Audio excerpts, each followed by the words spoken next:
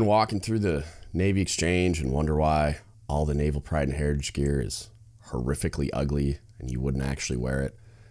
Have you ever wanted some really cool gear and you just don't know where to go?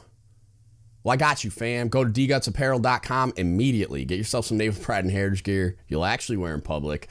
We're working on new designs all the time, open to ideas. We're trying to create a brand that lets you display that pride but doesn't make you cringe. Also, if you're willing to and you're able to, please go to patreon.com/dgutspodcast, pick one of the 5 tiers and become a patron. What's up, everybody? Let's spin some yarn.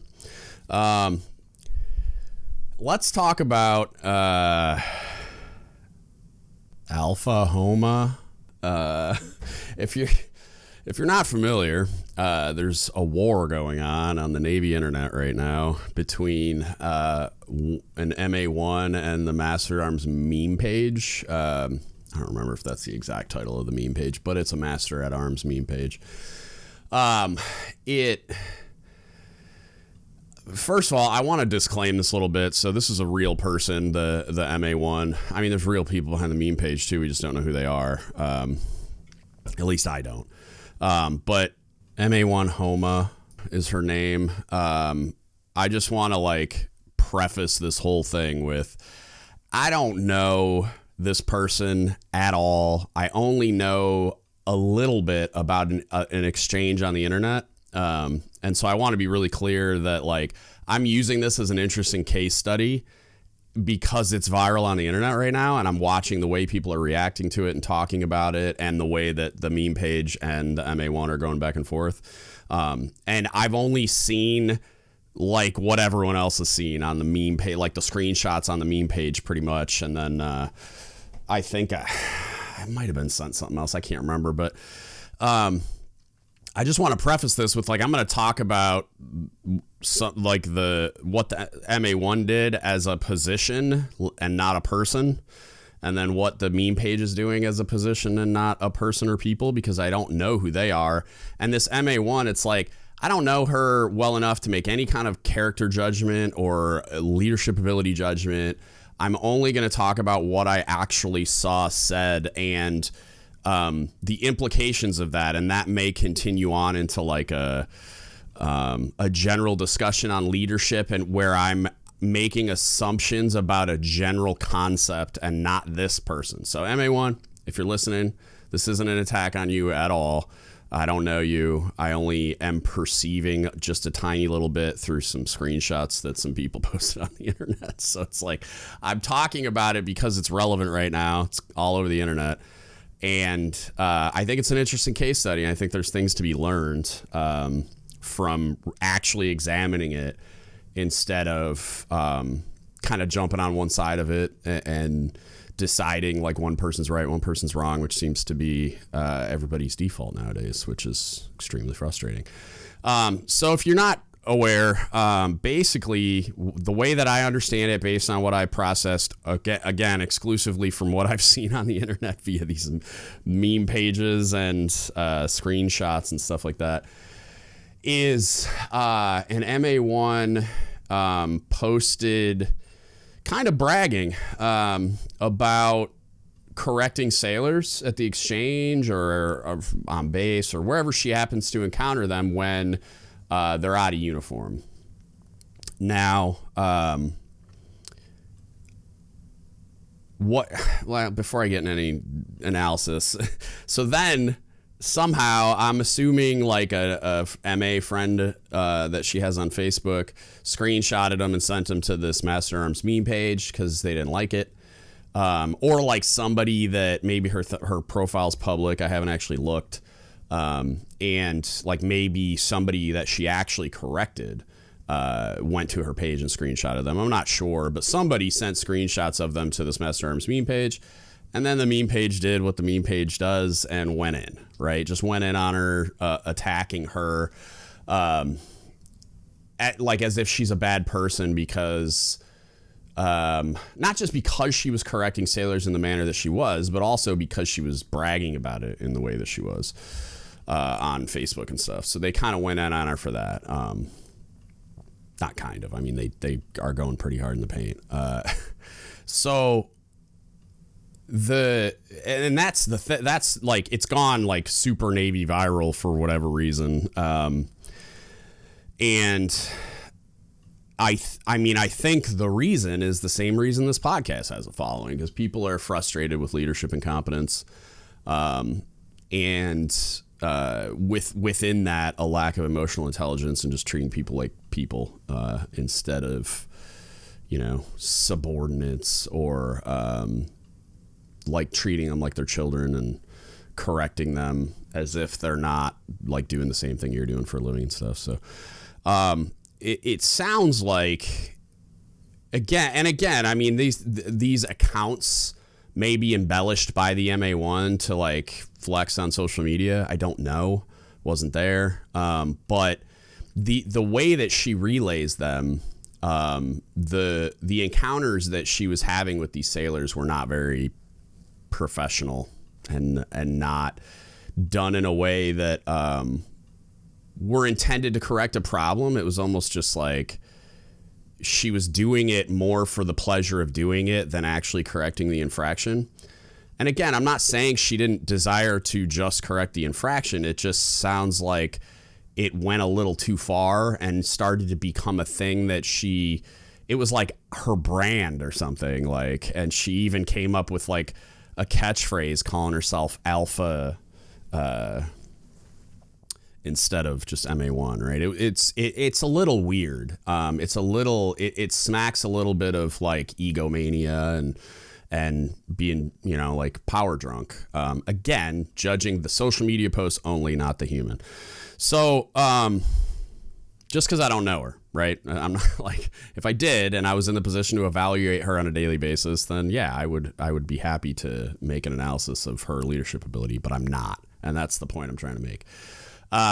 So like it really, it comes off as this, as more of an abuse of power and less of a, genuine attempt at like maintaining good order and discipline. Right.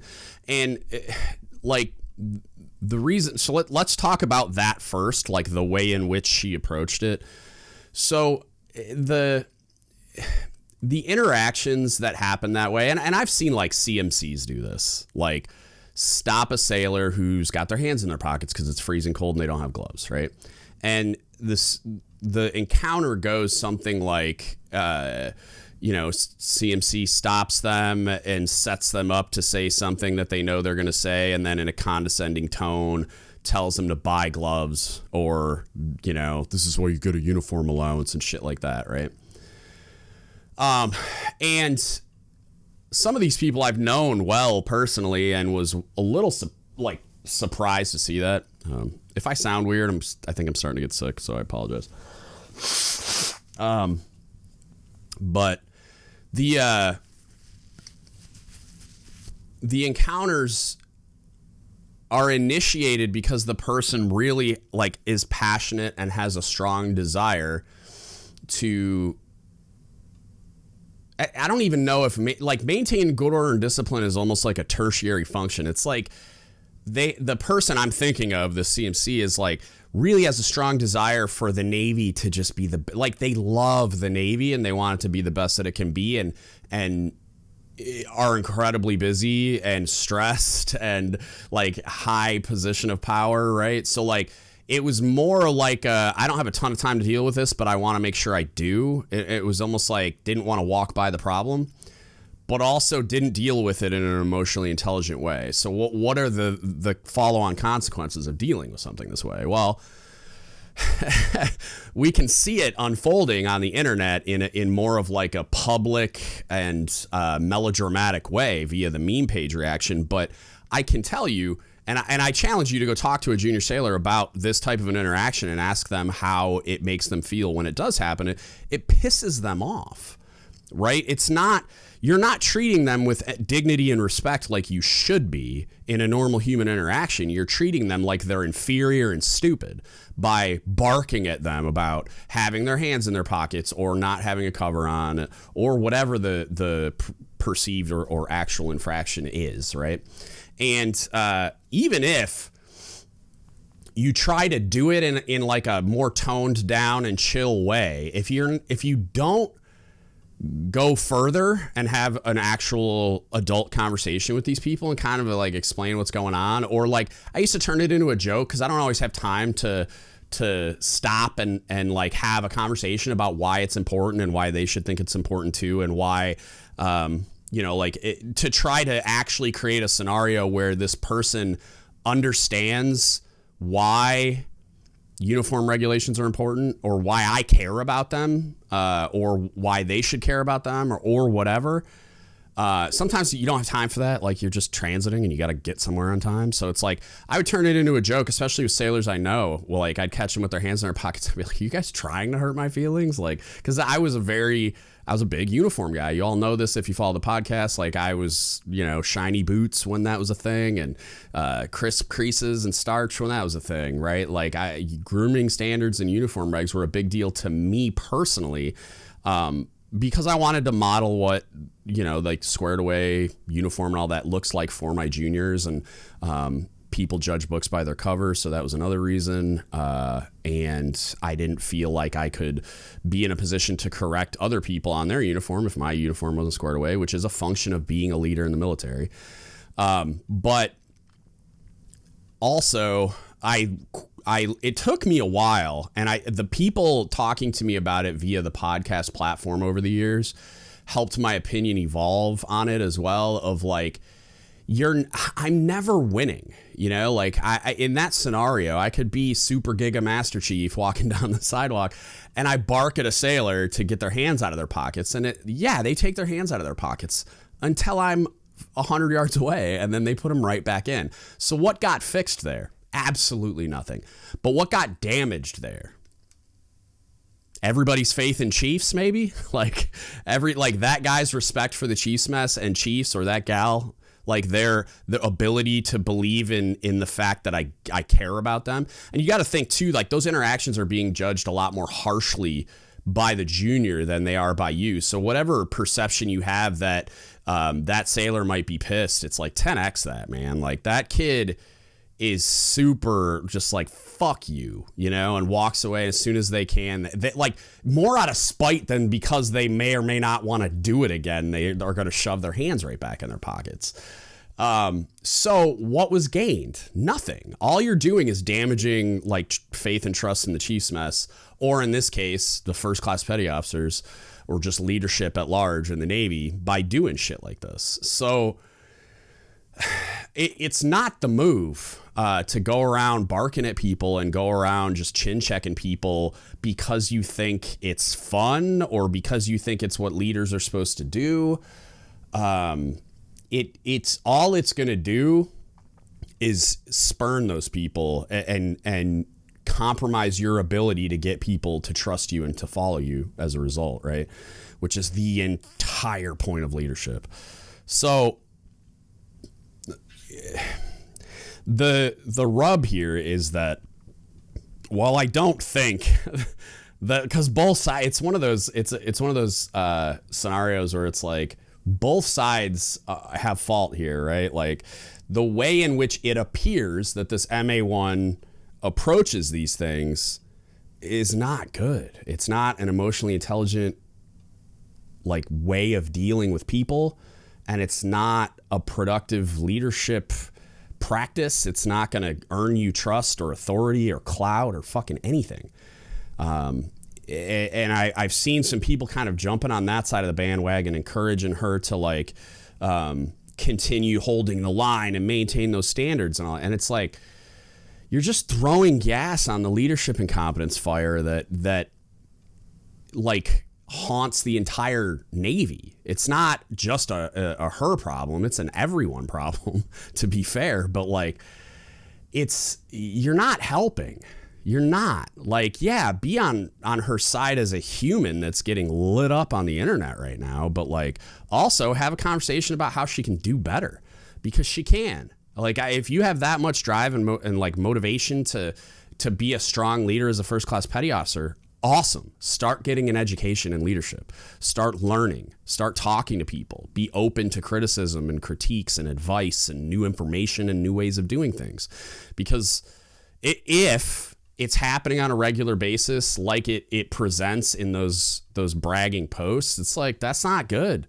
That's not good. You're going to be the toxic leader that everybody's complaining about. And that's not, I can't imagine that's what you really want. Or particularly what they want, which is probably more to the point.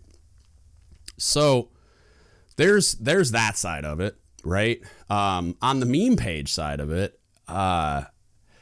I get it, man. Like, I understand, I think the expression through these meme pages with the dark humor and the just kind of the ability to say the quiet part out loud, or like kind of hit back against the things that are so stressful and that you like hate about the military. Like, I think they can be therapeutic and cathartic and good. I think it's a good release for junior sailors or whoever are running the meme pages to do those things. Like, I think it's a productive release most of the time.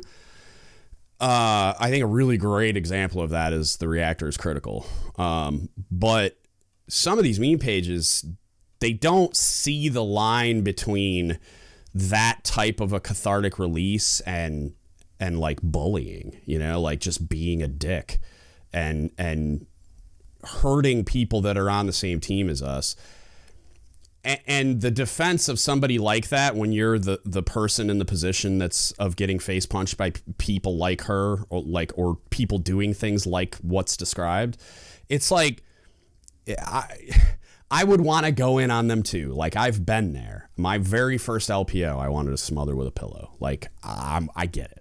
But over time, having been in all those leadership positions along the way and getting to know all these other leaders and studying leadership and doing all the stuff that as long as I have been, you get a lot more perspective, not just through my own anecdotal experience, but through like observing and evaluating and studying. And it's just like the attacking her, especially on the internet and especially with the platform that they have to do so in her own community. It's like, call her out for those things, sure, but like the attacking, there's like a malice involved that I'm not a fan of. Like, I don't mind accountability, trust me. Like, there's been plenty of like cases where there's some creeper that is like, God, I read some story the other day about some psycho that like was trafficking in humans or something. And it's just like, yeah, okay. Like, gloves are off then, I guess. It's not what I do, but like, I'm not going to like begrudge the internet its licks, I guess. But in this case, I don't feel like we're there. I don't feel like you're even close to being there where you could argue it's justified. It's like, this is a junior leader that is still evolving and learning and clearly wants to do the right thing, I think, like based on like you having the passion to do those things. But I think it's gone a few steps too far in that the position that you're in, because there's some comments in those posts that I read, which I don't know if it was all of them, but the ones that I read, it's like there's some comments in there that made it seem like this person believes that the position they're in makes them more important and makes them just right by default. And I'm not saying that the things that she was trying to enforce weren't like factually accurate. Like, yeah, you have to have a cover on when you're outdoors, right? Like, you can't have your hands in your pockets when you're in uniform. Okay, like, yeah, you're not wrong that's in the uniform regs, but you are wrong in the way that you're deciding to enforce those standards, and wrong in a subjective way, even though I would argue that it's pretty goddamn close to objective. It's like, you're wrong in that if you want these people to respect you and to follow you, this ain't the move. Like, will they fear you? Sure. They're going to take their hands out of their pockets when they see you coming, right? But not because they respect you, but just because they don't want to deal with your bullshit. They don't want to deal with getting barked at. But as soon as you walk away, they're going to go right back to what they were doing wrong. And it's like, well, what's the point of us being leaders if you're not going to take the time to develop them to a point where they don't do those things? Like, I want them to do it the right way. So I got to figure out how to get them to do that. that's my job as a leader. And you're not accomplishing that. You're just like playing Dutch boy. You're like walking around like fixing the problem you can see, but when you turn your head, the problem comes right back. But because you can't see it, it's not there. No, it's still fucking there. You got to find a way to actually fix it. But yeah, on the meme page side of things, I don't think the attacks are quite justified. But I understand the compulsion to do it. I understand why they're going in on her. But yeah, I mean, it's a bit much, and I don't think we're at a place where it's even close to justified. But I don't think it's very productive. I think it would be better to point out the reasons why it pisses you off. And they probably feel like they're doing that. I just mean like explain it. Like explain why you're so pissed off. Explain why anybody that approaches you that way to correct you that way, why that makes you feel the way that it does in that moment. I think holding a mirror up in front of some of these leaders instead of, shooting a cannon at them is going to be more productive.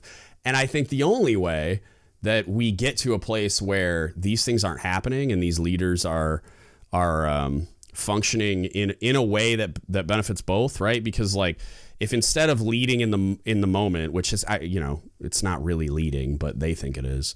Instead of just like leading in the moment, they're leading like strategically. They're leading like they have like a forward thinking mentality of like, how is this going to have second, third order effects? How is it going to develop you over the long run? How am I going to develop you to be my relief as a leader?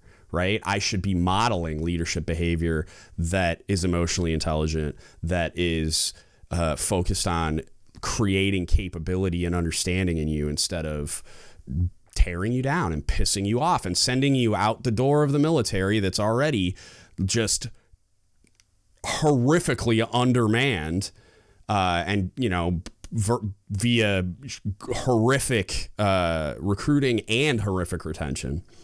And I'm going to send you out the door bitter and angry to go tell all these prospective recruits in that hellscape that is manning and retention to not join the Navy because people like that exist. And that's how you'll get treated. And that's what you see happening.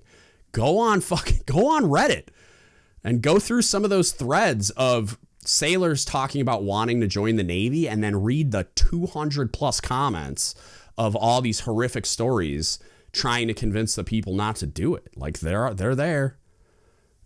So it's like, I don't understand why somebody would think this is the move on both sides of it, right? Again, it's not just MA1, it's the meme page too. It's like if you want like if you just want to troll people on the internet, like if you just want to be a toxic meme page instead of something that points out, like hypocrisy and again, there's a line. I'm sure they believe they're doing good in the world to an extent, like they're pushing back against what they hate anyway, or what pisses them off. But it's like, you can push back and you can tear that thing down, or you can try to like fix it, which to me is the move. It's like, improve this for all the baby MAs in the pipeline, improve it by holding a mirror up instead of a cannon, like, I don't know. It's frustrating to watch. And it's frustrating not only to watch the exchange between the two, but then to watch the polarization on each end of all the people jumping on the bandwagon on each side of it. It's like, I really love if somebody was doing something like the meme page does, but in like a more productive way and in a way aimed more at like correcting the problem long term instead of just pointing it out and laughing, which I get it, man. It's fun. It's cathartic for the person doing the laughing, but it's not fixing the problem that caused that whole situation to begin with. And it's definitely not fixing that leader. If anything, just like her approaching somebody in a aggressive way and being rude and unprofessional in that correction, just like that pisses you off, all this shit is just pissing her off. And it's creating an adversarial relationship between juniors and seniors. And it's like the same thing is a large part of the explanation about why there's such a huge divide between the Chiefs mess and E6 and below. A lack of trust. Because shit like this happens all the time. I used to do it.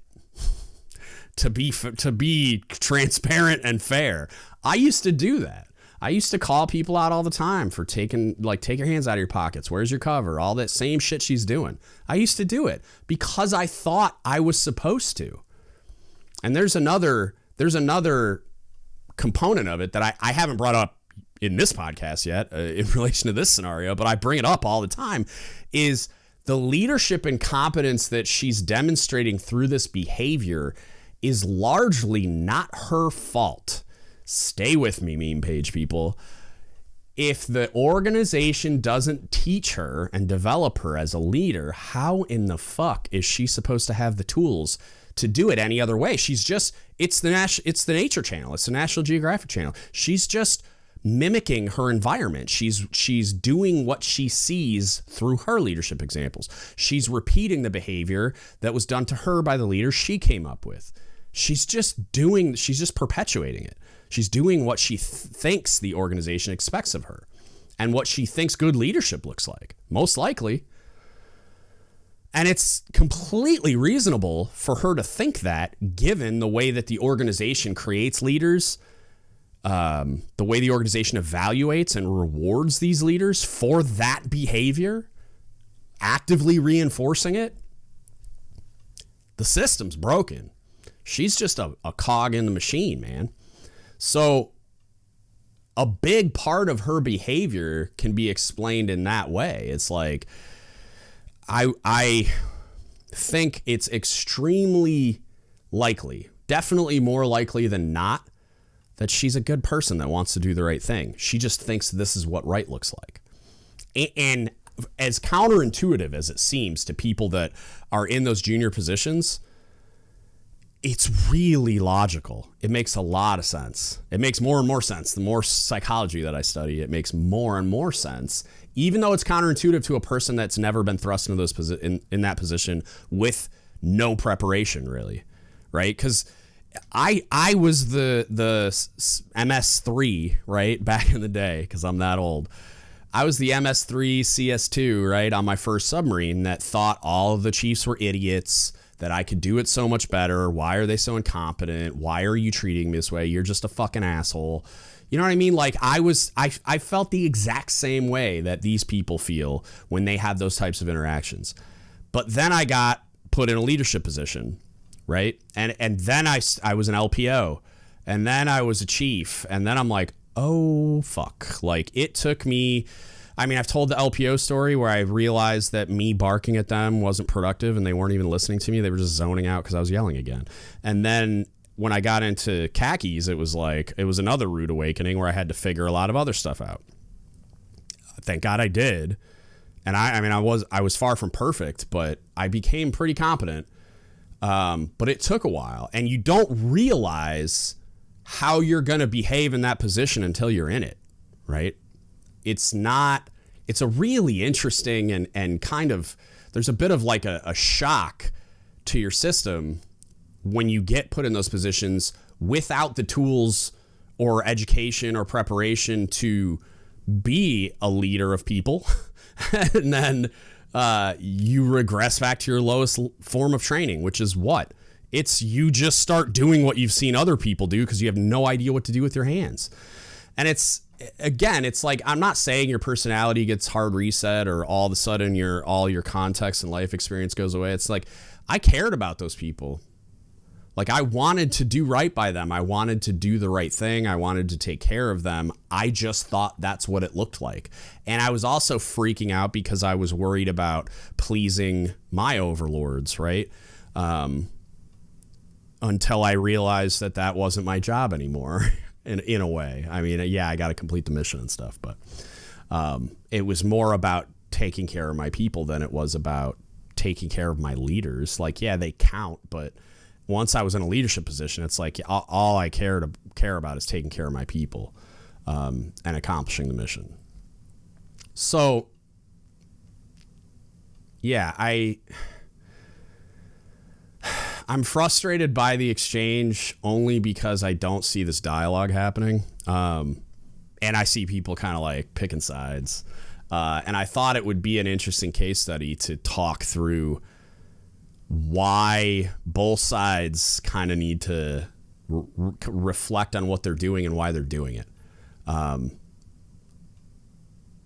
I feel for MA1 because I can't imagine it's fun when the internet comes for you. I'm sure my turn is is pending. I'm sure I'm on deck, but I've been doing this long enough that I'm not too, I don't care and I'm not worried about it. But she's a human being, and I've talked to plenty of people who have been in the position to have the internet come for them, which is just people bullying them, and it's gnarly and it can get sketchy. And I would encourage them to kind of like back off of the direct assault and have more of a dialogue about why that behavior is so infuriating and kind of like what to do about it. Like, cause it's a really valuable perspective that doesn't get talked about enough. I'm going to probably do a podcast about this topic called, I think it's called muted group theory or something. Paul Kingsbury sent me an article. I still have to finish digesting, but he was basically pointing it out. It's like a cultural analysis of how certain demographics get their position or feelings about things or just voice generally gets muted by as a result of like their, socioeconomic status or whatever the reason is, depending on what we're talking about. But he was saying like this would apply to junior sailors and that somebody like me kind of gives them a voice. And I hope that's true. Like, I don't know that it to be true, but I'm happy to have the conversation. So, yeah, I mean, if the meme lords at the MA meme page are listening or the, or MA1 is listening, happy to talk to either, both at the same time. I just feel like it's a conversation that needs to be had. You need to be willing to talk through these things in a way that, shows both sides what's going on and not just like pointing fingers and placing blame. Cause that doesn't fix anything. And I think that the meme page side of it doesn't, back to the muted group theory thing, I don't think their feelings on it almost ever get expressed in a way that leaders can digest because they're not allowed to have a voice most of the time, right? Just because of the way the hierarchy is constructed. And, I can just smash them down and just like dress it up as good order and discipline, and they don't get to talk. And I mean, even I used to marvel at like on my first submarine, and this is when I fell in this category, every time something went wrong to include, and I know this happens elsewhere and I know the meme sites like get on this, but it's like the group punishment of like every single time something would happen. And I mean, I was on my first deployment and there was a Liberty incident that involved like chiefs and officers. And so they mustered the E4 and below and like talked at them about behaving on Liberty. And I'm like, we fucking did behave on Liberty. Like, what are you talking about? Like, you're the idiots that got in trouble, like had issues. And so like it's that kind of a dynamic a lot of the time where it's like the juniors never get a chance to explain their side of it. And even if they did, I don't know that they would trust it. Kind of like a DGUTS survey. I don't know that they would trust that you gave a shit and were really there to listen. Like the leadership side of it would really have to sell that. Like you'd really have to authentically communicate. Like, no, really, we want to hear how you feel about this, and we want you to be brutally honest, and we want to have a dialogue about it. Like, I want to be able to ask you questions about like how, why, what can I do better, what, like, get their take on it, right? Because I don't even think I'm not saying like leadership is blissfully unaware of the fact that this stuff pisses you off. I think that it doesn't factor into the calculus because it happened to them. So of course it's going to happen to you. That's just the experience of a junior sailor. Promote, and then you won't have to deal with it. You know what I mean? Like, which is fucking brain dead, but I also kind of painfully logical in a way because the organization doesn't create an environment where these conversations can happen, doesn't give them the opportunity to provide the feedback in a meaningful way or a way that they trust to be meaningful.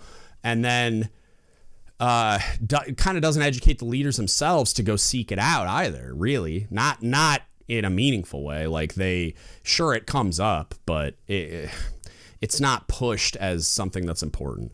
And then probably like the biggest problem that it would hopefully contribute to the solution on both sides is just teaching emotional intelligence, just starting it very early on and building that into people as they progress through their military careers, so that ideally shit like this wouldn't happen, or you'd at least have a choice. Like there wouldn't be an excuse for an MA1 to do those things if they were educated throughout their entire career in an emotionally intelligent way on leadership. It just that then she would know better and she'd be doing it anyway. I'm arguing that even though it presents in a way that she's being malicious in her correction of these people, I don't think that's real. And I know it sounds fucking crazy. I know it sounds like somebody would have to be an idiot to think that this is productive leadership. I get it. I felt the same way when I was in your shoes. And then as a first class LPO, I did exactly what she's doing. And it took me a while to recognize that I was doing that, one, and two, that it wasn't working. And then I went into a bit of self-loathing because I couldn't believe I had become that and that thing that I had hated so much. And then I went about fixing it. I know it's counterintuitive, but I don't know. I'd encourage, one, the dialogue, but two, just the benefit of the doubt in a lot of ways. And yeah, I mean, I guess I'll start wrapping it up here because I think I've explained it in the way that it makes the most sense to me. I think it's accurate, and I think most people will think I'm full of shit. and again, like I get it. Like the junior people that are in the position that are most likely running the meme page. And when I say junior, I mean like E6 and below, that are running the meme page. And it could include khakis that just don't believe in that and think that that's a fucked up way of leading, but stop short of correcting in a productive way or trying to teach or have a dialogue, and they just are jumping on that side and going in. I understand that too. I just don't think it's the right way to go about trying to fix the problem. If that's what you're interested in doing. If you just want to watch the world burn, then keep doing what you're doing, I guess. I don't know. Like, I just don't think that's the move. But yeah, it hurts me a little bit to see shit like this, but at the same time, it's like I think it's just a really great case study and a really glaring example of like how far we have to go. I mean, leadership development and education, like at some point, has got to become like the tippy top of the priority list. It'll never stop confusing me and simultaneously just blowing my mind that it's possible for an organization with the resources and smart people that we have to continually overlook this as being one of the most important things that a military service needs to be focused on. Like, I'll never understand. But yeah, again, if anybody from the meme lord side of it or MA1, if you want to reach out, we can talk offline, we can talk on a podcast, whatever. Happy to discuss it, but also I hope you all at least move on and just leave each other alone, if not like work it out and and figure it out. But anyway, I'm going to call it there. If you need anything from us, hit us up. Don't give up shit podcast at gmail.com. You can Facebook message us, Don't Give Up Shit Podcast, or you can DM us on Instagram, Reddit, or Discord at dgutspodcast. If you want to support us, there's a donate button in the upper right-hand corner of the website, or you can go to Don't Give Up Shit Apparel. It's dgutspodcast.com. Get yourself some Naval Pride and Heritage gear you'll actually wear in public. And then you can go to patreon.com/dgutspodcast, pick one of the 5 tiers, become a patron today. All of those things helps us pay the bills and expand the platform, and we really appreciate it. If you can't afford to spend any money, totally understand. Times are tough.